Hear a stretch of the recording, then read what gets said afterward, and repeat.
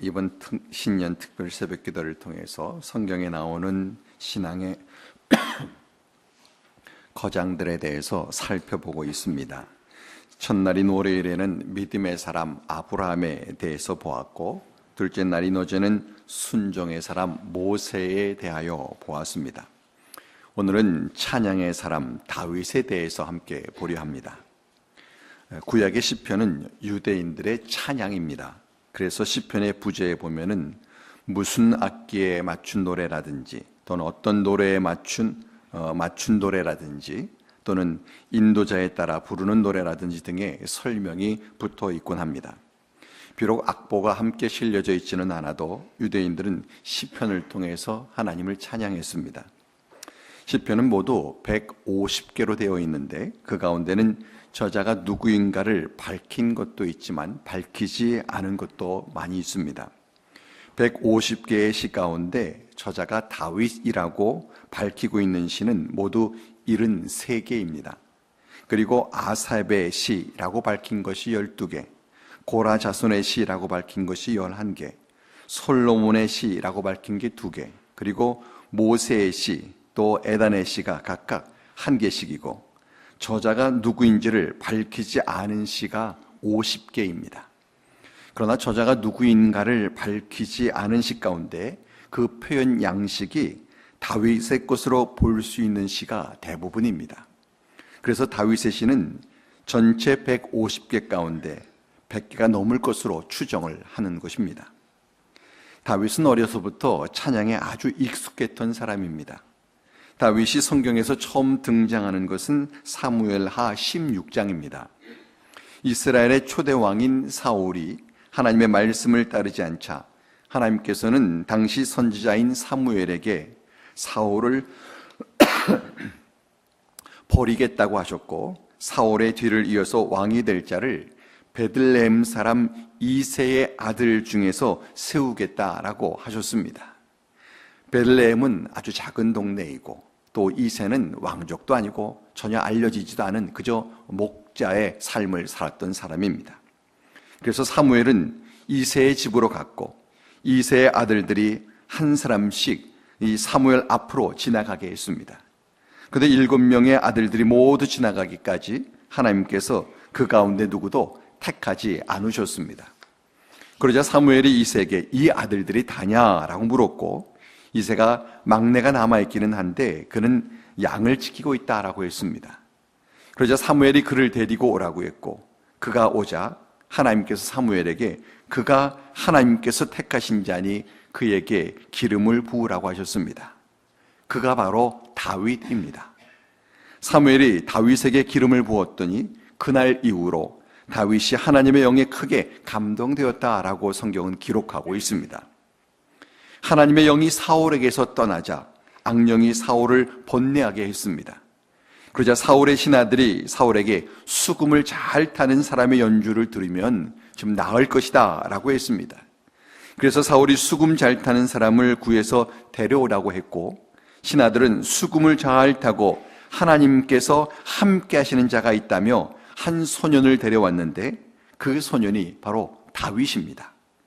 다윗이 수금을 탈 때에 하나님께서 함께 하셔서 사울이 상쾌하여 악령이 떠났고, 사울은 다윗을 사랑하여 자신의 곁에 두며 자신을 위해서 수금을 타게 했습니다. 그런데 어느 날 블레셋 군대가 이스라엘 국경을 넘어와 싸움을 걸어왔습니다. 그래서 사울의 군사들도 저들을 맞서서 진을 쳤습니다.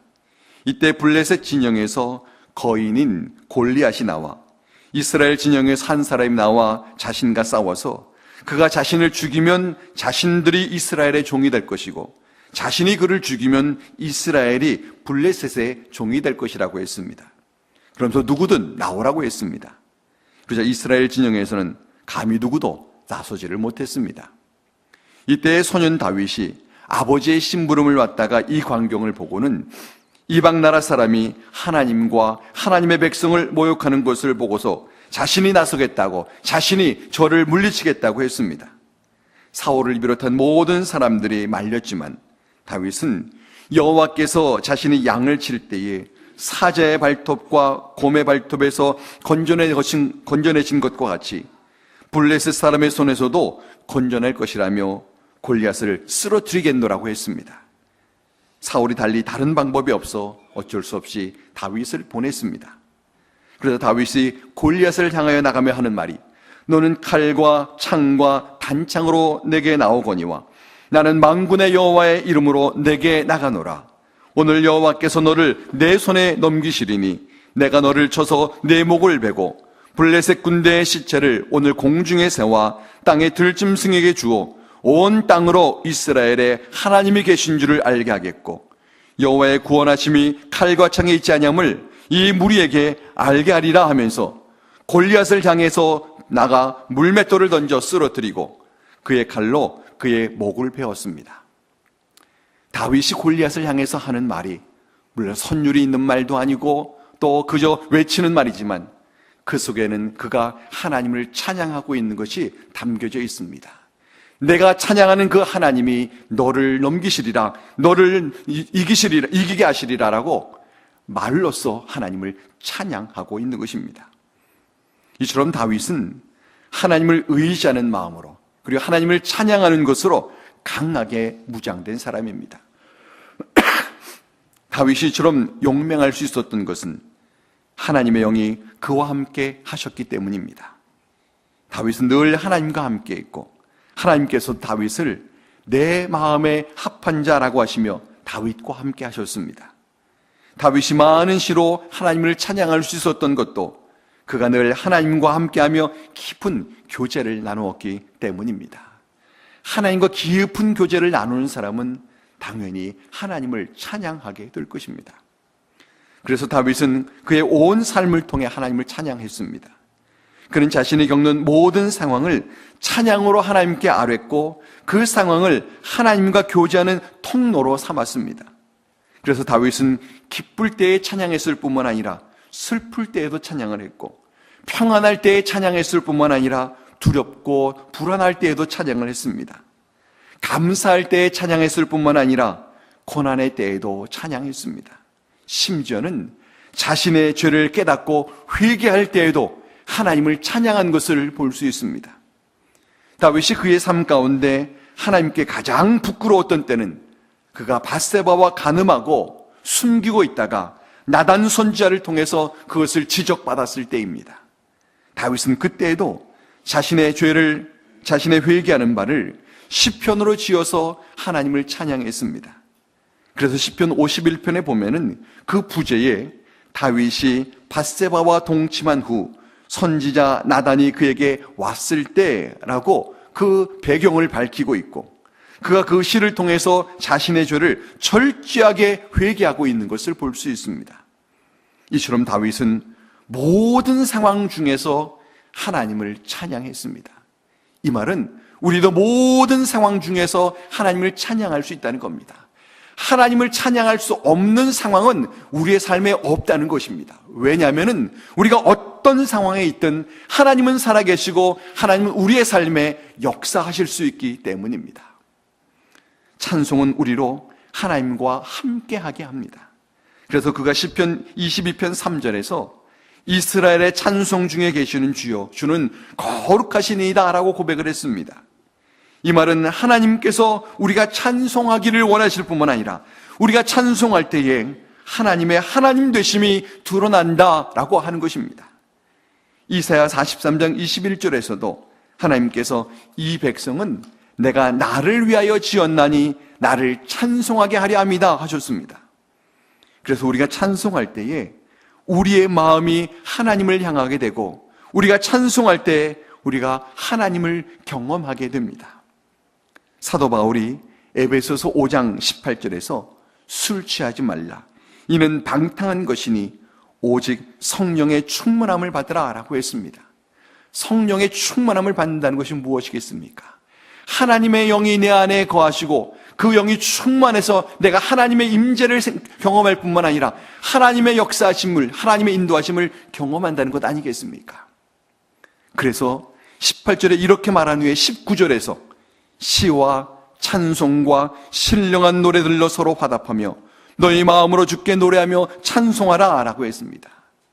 찬송하는 자가 곧 하나님의 영이 성령이 충만한 자일 뿐만 아니라 하나님의 영이 그 안에 충만하면 그는 찬송하는 자가 된다라고 말하고 있는 것입니다. 하나님의 영이 우리와 함께 할 때 우리 입에서 나오는 것은 바로 찬송이다라고 말하고 있는 것입니다. 그래서 다윗이 찬송을 통해 하나님과 함께하고 하나님의 인도하심을 받은 삶을 성경에 기록하고 있습니다. 본문 첫 절에 보면은 이는 다윗의 마지막 말이다 라고 했습니다. 이 말은 다윗이 이제 죽음을 앞두고 하는 말이라는 것입니다. 그는 자신을 가리켜서 이새의 아들 다윗이라고 했습니다.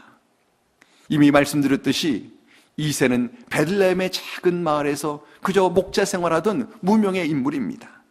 자신 스스로가 내가 이새의 아들 다윗이다라고 말하는 것은 나는 비천한 자이고 나는 정말 보잘것없는 자인 것을 말하는 것입니다.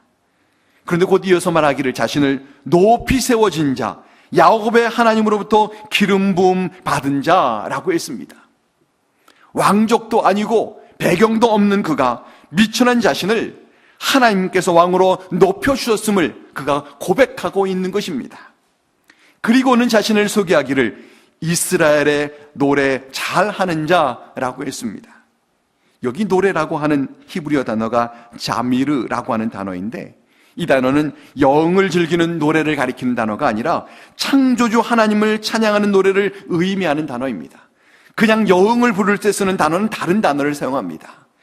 다윗은 노래 잘하는 자라고 말을 하지만 하나님을 찬양하기를 즐겨하는 자, 하나님 찬양을 잘하는 자라고 말하면서 자신의 삶이 어땠는가를 지금 말하고 있는 것입니다.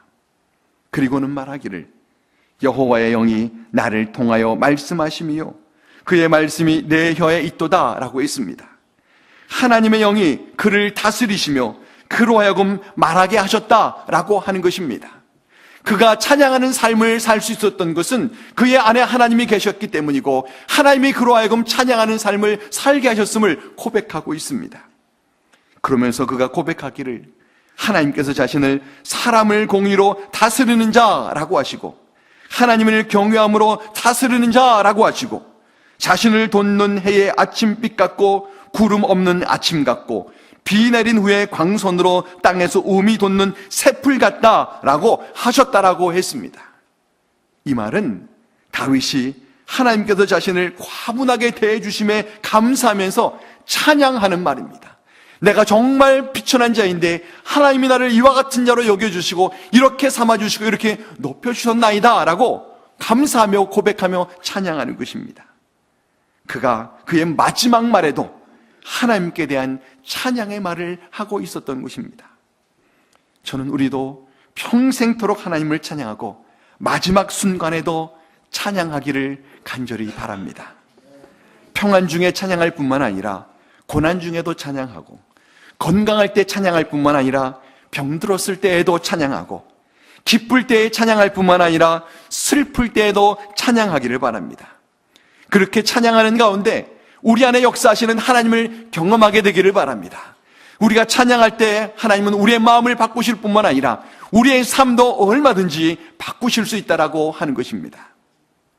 우리가 조금 전에 불렀던 370장 찬송 주 안에 있는 나에게 딴 근심이 있으라 십자가 앞에 나아가 내 짐을 풀었네 라고 노래하며 근심 중에 하나님을 찬양하고 있음을 이 작사자가 고백하고 있고 그 두려움이 변하여 내 기도 되었고 전날의 한숨 변하여 내 노래 되었네 라고 찬송하는 중에 자신이 변화되었음을 노래하고 있습니다. 이 찬송을 작사한 히윗이라고 하는 여사는 척추를 다쳐서 7년간 투병 생활을 하던 여인이었습니다. 그것도 청소년, 불량한 청소년을 돌보다가 그가 잘못 던진 돌에 맞아서 척추를 다쳐서 병상에 7년을 있었습니다. 그 삶이 얼마나 힘들었겠습니까? 그런데 어느 날 병원을 청소하는 청소부가 흥얼흥얼 찬송을 부르며 청소를 하고 있었습니다. 자신이 볼 때에는 그 삶이 정말 비루한 삶인데 무슨 좋은 일이 있다고 저렇게 흥얼대며 찬양을 할까 싶어서 당신은 무슨 좋은 일이 있어? 라고 물으니 청소부 하는 말이 하나님이 나의 하나님이시니 내가 왜 기쁘지 않겠습니까? 왜 내가 찬양하지 않겠습니까? 비록 내가 청소를 해도 나는 하나님이 너무 좋습니다, 하나님이 너무 감사합니다라고 찬양합니다 라고 말하는 겁니다. 그리고 생각해 보니 자신은 지금까지 너무나도 참 복된 삶을 살아왔고, 지금 병상에 누워있지만, 척추를 다쳤지만 이것이 끝이 아니라 자신이 지금도 하나님을 찬양할 수 있다는 생각이 들면서 마음이 바뀌기 시작했고, 하나님을 찬양하게 되면서 주 안에 있는 나에게 딴 근심이 있으랴, 십자가 앞에 나아가 내 짐을 풀었네 라고 찬송하고, 그 두려움이 변하여 내 노래되었고, 내 기도되었고, 전날의 한숨 변하여 내 노래되었네 라고 고백할 수 있었던 것입니다. 그가 찬송하며 그 힘든 시간을 이겨냈고, 찬송 중에 하나님의 역사를 경험해 그는 얼마 후에 퇴원을 할 수 있게 되었습니다. 이와 같은 이야기들은 우리 성경 속에서 뿐만 아니라 찬양의 역사 속에서도 얼마든지 찾아볼 수 있습니다. 찬송과 있는 뒷얘기 가운데는 이와 같은 이야기들이 무궁무진합니다. 찬송하는 자들이 하나님을 경험하는 삶은 오늘날에도 얼마든지 있다고 하는 것입니다. 하나님을 찬송하는 자들이 찬송하는 중에 마음의 변화가 일어나고 하나님의 놀라운 역사를 경험하게 됩니다. 찬송은 우리가 하는 것이지만, 우리가 찬송할 때 찬송이 우리의 마음을 지켜주고 우리의 어려운 삶을 해결해 주는 것을 경험할 수 있습니다. 찬송 중에 이와 같은 일들이 일어나는 것은 우리 하나님이 찬송 중에 거하시고, 우리가 찬송하는 걸 기뻐하시고 하나님이 그 찬송을 들으시기 때문입니다. 그러므로 우리가 평생토록 하나님을 찬송해야 합니다. 어떤 상황에서도 하나님을 찬송하기를 여러분이 잊지 마시기를 바랍니다. 찬송하는 중에 마음이 회복되고 상황이 바뀌고 하나님의 역사하시는 것을 우리가 경험할 수 있습니다. 그래서 다윗은 너희 모든 나라들아 여호와를 찬양하라, 호흡이 있는 자마다 여호와를 찬양하라 라고 당당히 선포합니다. 언제나 어떤 상황에서나 하나님을 찬송하는 삶을 살아서 찬송의 사람이라고 불려질 뿐만 아니라 하나님의 놀라운 사랑과 은총을 경험하는 우리 모두가 되기를 주의 이름으로 간절히 축원합니다.